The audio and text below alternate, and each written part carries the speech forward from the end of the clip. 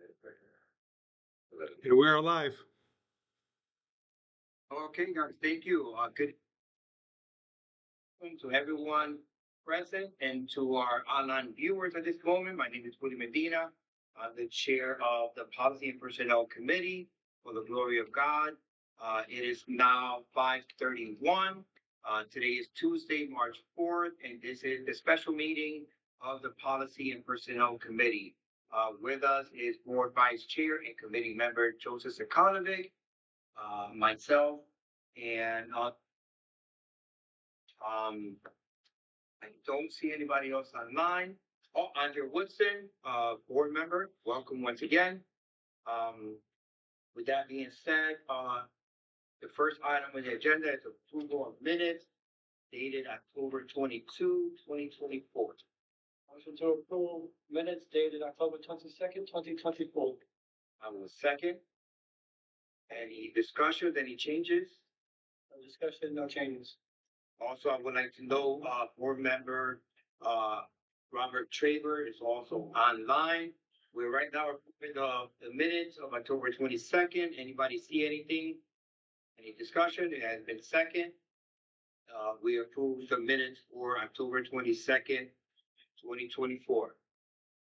All in favor? Aye. Aye. Motion approved.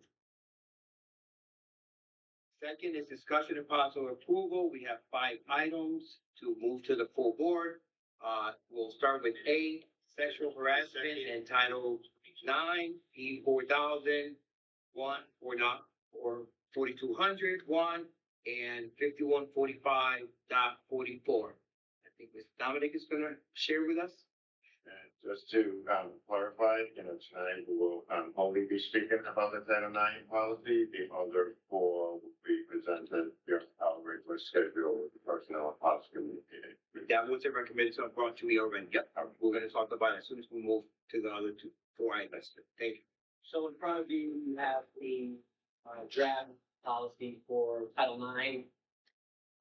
What occurred was in October of 2024, they had new regulations that were put into place for Title IX. In January, a district court said that the regulations were illegal, and they suggested going back to 2020 policies and regulations. So we actually have a 2020 policy on our website, but I think what you have in front of you, which is, page recommendation, page model policy, is a little bit more in depth and a little bit more descriptive than what we currently have in our policies and regulations. Happy to answer any questions you might have. Want me to go through it piece by piece. Pretty self-explanatory with sexual harassment, the processes and the procedures that are used, what's up about the complaint. It takes the 2024 regulations and it does away with them, so it's basically like rewinding the clock back to 2020 for these. 2020, you said? Any questions? What's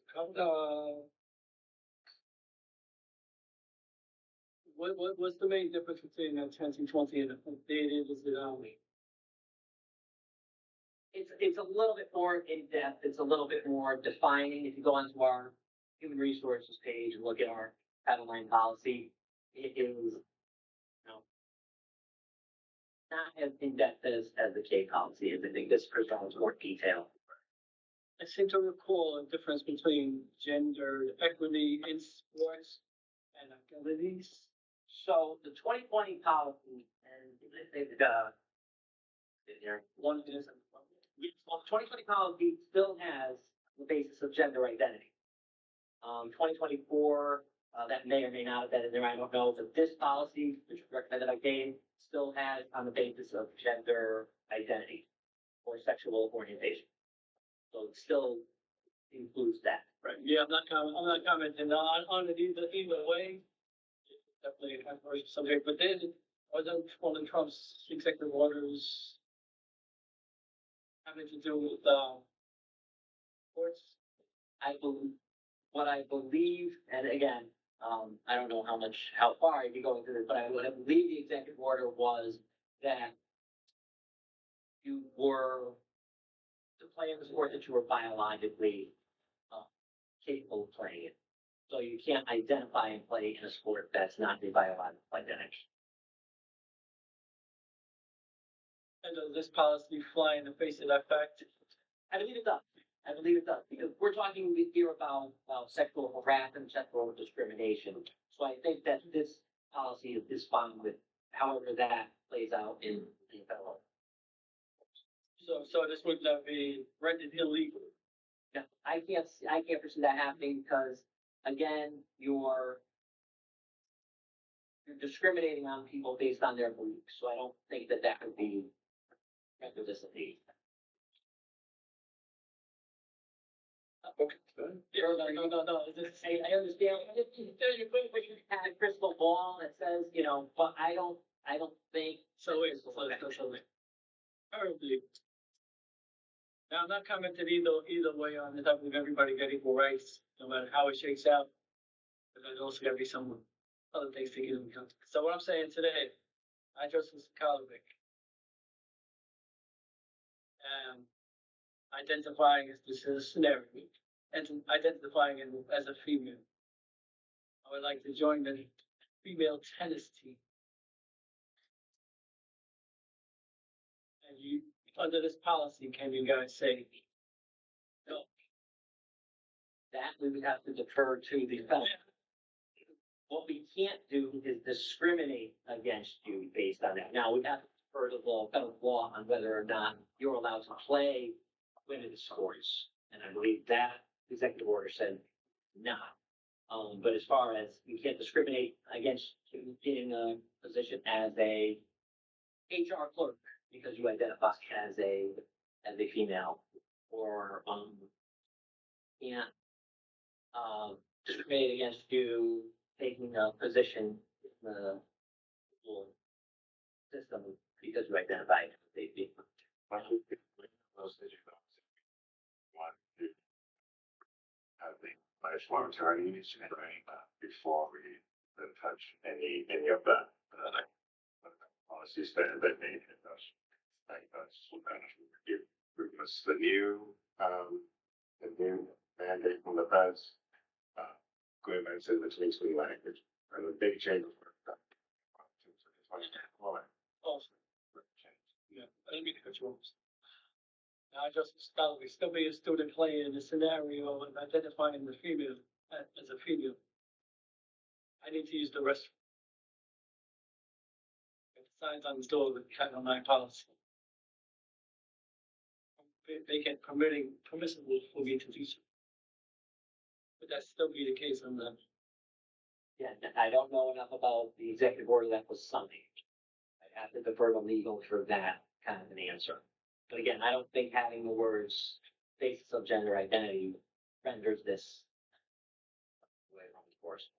But it's in the gender identity is in here and protected if that such becomes a law of the land, if it remains the law of the land. Correct. And having it in there, if it becomes not the law of the land, doesn't override federal laws. Right. Right. We could never do anything that violates. It's unfortunately, but. Right. We could never do anything that violates federal law. So even if our policy turns out to be, we'd have to redraft. No, last question is if we might want to share with somebody else. This is not a knock on anybody.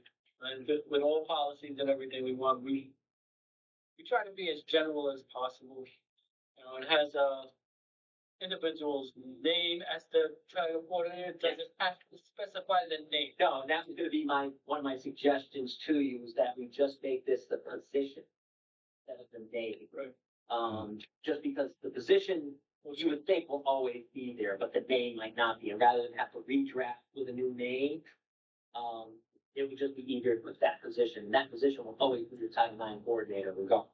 Right. In any case where that's legal, I would suggest the policy committee and any policy we create, they contact the office of kind of like comes up with the magnet schools and control transfers, contact the office of. Right. And the email address would be Yeah. HR email address. So that's a change that we want to see on there. I believe so. Because to your point, and that was one of the questions I was going to actually pose to the committee tonight is, you know,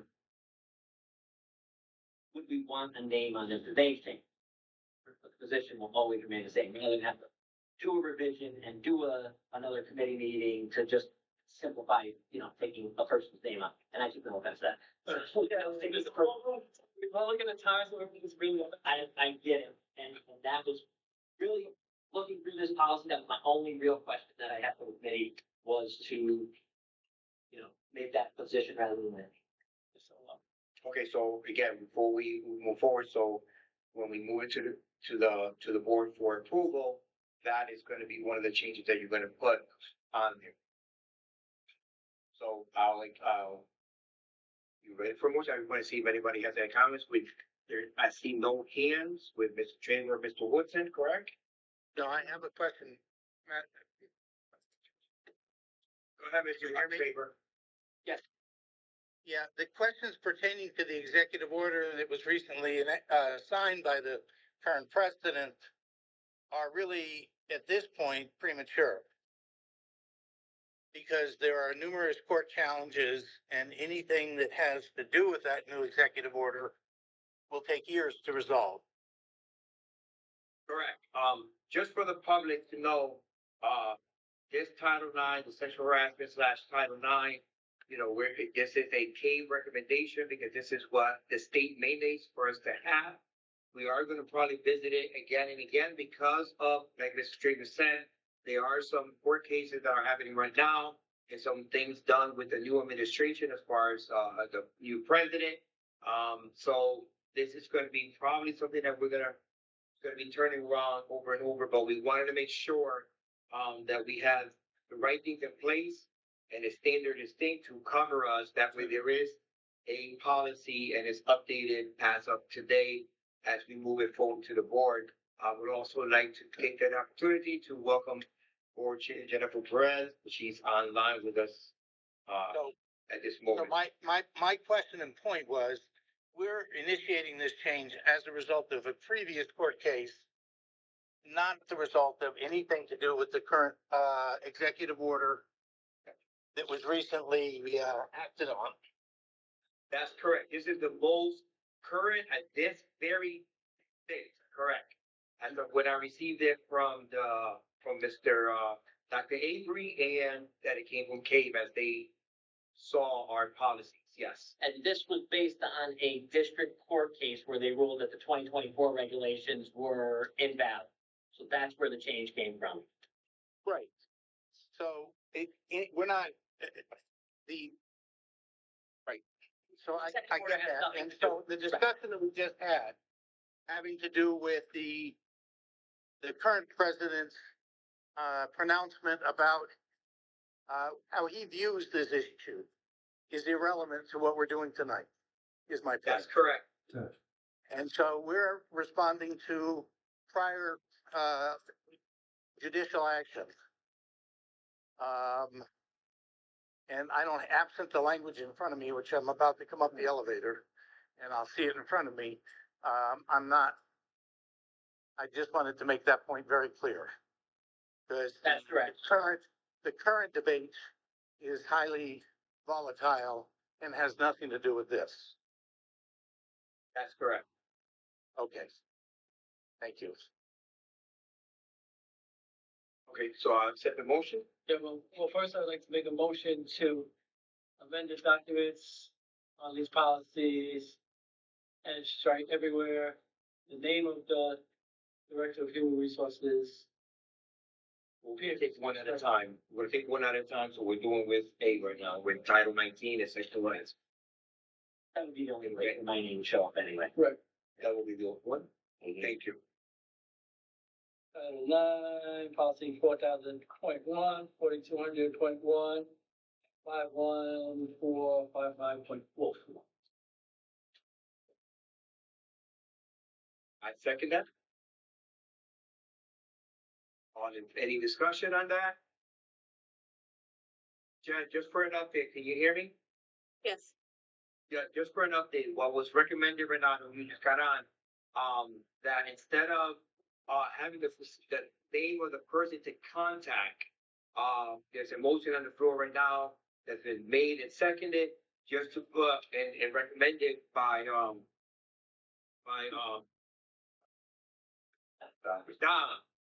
I was trying to move down it, that, we will put the position, so instead of saying the name of the person, like, you know, contact Jennifer Perez, it will say, contact, head of this department. Makes sense. Okay, that way we don't have to, you know, go back year after year, that position is covered by somebody else. It's just clear about that position spot. Any discussion? We'll take that to a vote. All in favor? Aye. Aye. Any opposed? Any abstentions? Motion passes.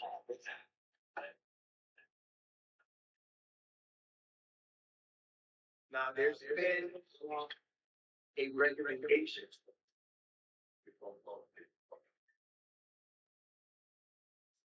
There's been a recommendation by, Dr. Avery and through communication also with Dominic and the leadership team. We have item B, C, D, and E. And they're still working on making sure that, every word, it bridges completely and seamlessly into, what we want to do in our district and represents our district as a whole. So I would entertain a motion to, move item B, C, D, and E to the next, policy and personnel, committee. That should be on March 12th, second Wednesday of the month. Before I do that, I got one question I'd like them to look into on one of the policies. Okay. Ensure that alcohol, drugs, and tobacco use, including, performance enhancing substances. There's a place in there where it says it's a violation, marijuana is a violation of Connecticut state law, which is no longer accurate. And then you cut some, if it'd be okay to strike that, whatever. And also, being that it's not a violation of state law, is it still okay to keep all the rest of the ramifications? Which probably is, because we don't have to let our kids drink alcohol and all that other stuff. We can make extra exclusions, but just to double check that it's not a violation of state law, it's still a violation of federal law, and we can enforce all those policies contained therein. For the, just so that I'm clear, for the violation of state law based on their age, that's gonna be a violation for them? You are correct. This only, yeah, this only covers students. This would still be a violation of state law. And where you need. Right, so maybe it would be, rather than strike violation of state law, add some wording for those under the age of. Age, let's state it, or those with medical, so that there's all medical fees committed as well. All within them, right. And you can look into that and This way, some recommendations. Good. Any other discussions on, item B, C, D, and E that anybody saw? I know I sent it over to the full board. Hearing none, I'll make a motion to, I'll accept the motion to move those items over to the next, personnel, policy and personnel meeting. That should be March 12th. A second. So moved. So moved and she seconded. Okay, any discussion? Seeing none, I'll take, all in favor? Aye. Any opposed? Any abstentions? Motion carries, so item B, C, D, and E will be moved over. Next, item is, motion to adjourn. I'll entertain a motion to adjourn. So moved. Second? All in favor? Aye. Any opposed? Any abstentions? Once again, thank you very much. Thank you, IT. Have a blessed night, everyone. Again, thank you. It's only to be short, but I know it's gonna be this short.